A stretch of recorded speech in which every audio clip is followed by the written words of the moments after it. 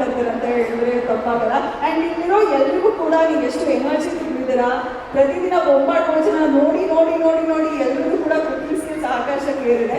So ಇಂಥ ಒಂದು ಕಾಂಪಿಟೇಷನ್ಗೆ ನೀವು ಜಡ್ಜ್ ಆಗಿ ಬಂದಿರೋದು ನಮ್ಮೆಲ್ಲರೂ ಕೂಡ ತುಂಬ ಪ್ರೀತಿಯ ಸ್ವಾಗತ. ಸೊ ಏನು ಫೀಲ್ ಆಗ್ತದೆ, ಏನು ಹೇಳ್ಬೇಕು ಅನಿಸ್ತದೆ?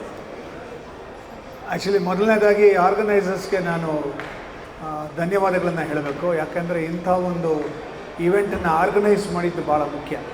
ಯಾಕೆಂದರೆ ಒಂದು ಪ್ರತಿಯೊಬ್ಬರಲ್ಲೂ ಒಂದು ಕಲೆ ಇರುತ್ತೆ, ಆ ಕಲೆನ ಗುರುತಿಸೋದು ಭಾಳ ಮುಖ್ಯ. ಇಲ್ಲಿ ಬಂದಿರತಕ್ಕಂಥ ಅಷ್ಟೂ ಜನಕ್ಕೂ ಅಡುಗೆಯ ಕಲೆ ಅವ್ರಿಗೆ ಸಿದ್ಧಿಯಾಗಿ ಬಂದಿದೆ. ಅದನ್ನು ಗುರುತಿಸೋದಕ್ಕೊಂದು ವೇದಿಕೆ ಕ್ರಿಯೇಟ್ ಮಾಡಿದಾರಲ್ಲ, ಅದು ಭಾಳ ಖುಷಿಯಾಗುತ್ತೆ. ಆ್ಯಂಡ್ ಇವತ್ತು ನನಗೆ ಖುಷಿಯಾಗಿದ್ದು ಇನ್ನೊಂದು ವಿಚಾರ ಏನಂದರೆ, ಹತ್ತತ್ರ 70 ಜನ ಏನೋ ಇದ್ದಾರೆ ಪಾರ್ಟಿಸಿಪೆಂಟ್ಸು ಅಂತ ಕೇಳಿ. ಒಂದು ಅಡುಗೆ ಕಾರ್ಯಕ್ರಮಕ್ಕೆ ಅಷ್ಟು ಜನ ಒಂದು ಅಡುಗೆ ಸ್ಪರ್ಧೆಗೆ ಬರ್ತಾರೆ ಅಂತ ಕೇಳೇ ಒಂಥರ ಥ್ರಿಲ್ ಆಗುತ್ತೆ ನನಗೆ. 70 ಜನ ಮಾಡಿರೋ ಅಡುಗೆ ಟೇಸ್ಟ್ ಮಾಡಬೇಕಾ ನಾನು, ದೇವರೇ ಕಾಪಾಡಪ್ಪ ನನ್ನ ಅಂತ ಹೇಳೋ ಹಾಗೆ. ಸದ್ಯಕ್ಕೆ ನನ್ನ ಜೊತೆಗೆ ಚಂದ್ರು ಇದ್ದಾರೆ, ಅವರೊಂದಷ್ಟು ಬರ್ಡನ್ ತಗೊಳ್ತಾರೆ. ಹಾಗಾಗಿ ನಾವು ಓಕೆ. ಆ್ಯಂಡ್ ಎಲ್ಲರಿಗೂ ಮೊದಲನೇದಾಗಿ ಹೇಳ್ತೀನಿ, ನಿಮ್ಮ ಕಲೆಗೆ ಸರಿಸಾಟಿ ಇಲ್ಲ. ಯಾಕೆ ಅಂದರೆ ನೀವೆಲ್ಲ ತಾಯಂದರು ಅದ್ಭುತವಾಗಿ ಅಡುಗೆ ಮಾಡ್ತೀರ. ಯಾವುದೇ ಮಗುನ ಕೇಳಿ ಈ ಪ್ರಪಂಚದಲ್ಲಿ ಯಾವುದು ಬೆಸ್ಟ್ ಅಡುಗೆ ಮಾಡೋದು ಯಾರು ಅಂತ ಕೇಳಿದ್ರೆ ಅಮ್ಮ ಅಂತಲೇ ಹೇಳ್ತಾರೆ.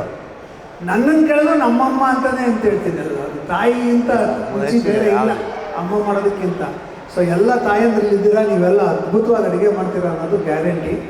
ಎಲ್ರಿಗೂ ಬಹುಮಾನ ಕೊಡೋಕ್ಕಾಗದೇ ಇರೋದ್ರಿಂದ ಒಂದಷ್ಟು ಜನಕ್ಕೆ ಮಾತ್ರ ಬಹುಮಾನ ಸಿಗುತ್ತಷ್ಟೇ.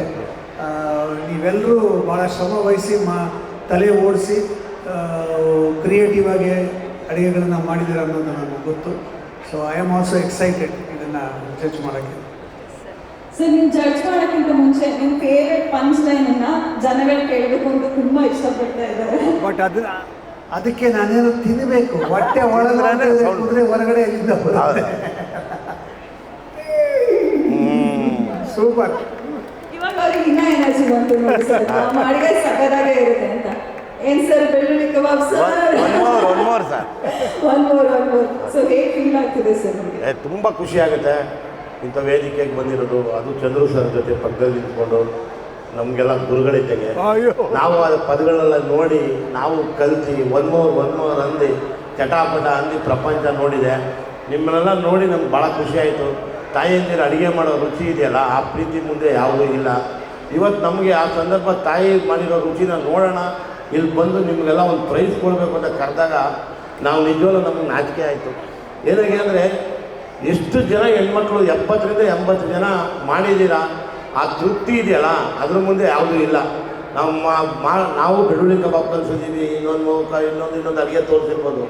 ಆ ರುಚಿ ಅನ್ನೋದು ನಿಮ್ಮ ಕೈಯಿಂದ ಮಾಡಿರೋದನ್ನು ನಾವು ನೋಡ್ತೀವಲ್ಲ, ಅದು ಯಾವುದೋ ಜನ್ಮದ ಪುಣ್ಯ. ಈ ವೇದಿಕೆಗೆ ಬಂದಿದ್ದೀವಿ, ಇಷ್ಟು ಚೆನ್ನಾಗಿ ಮಾತಾಡಿ ಚಂದ್ರು ಸರ್ ಜೊತೆ ಇದ್ದೀವಿ. ಚಟಾಪಟ ಅನ್ನೋಣ, ರುಚಿಯಾದ ನೋಡೋಣ, ಪ್ರೀತಿಯಿಂದ ಕೇಳೋಣ. ಧನ್ಯವಾದ. ಓಕೆ ಸರ್, ನಿಮ್ಮ ಟ್ಯಾಗ್ಲೈನ್ ಬಿಡಿ ಒಂದ್ಸರಿ ಹೇಳಿದಲ್ಲ.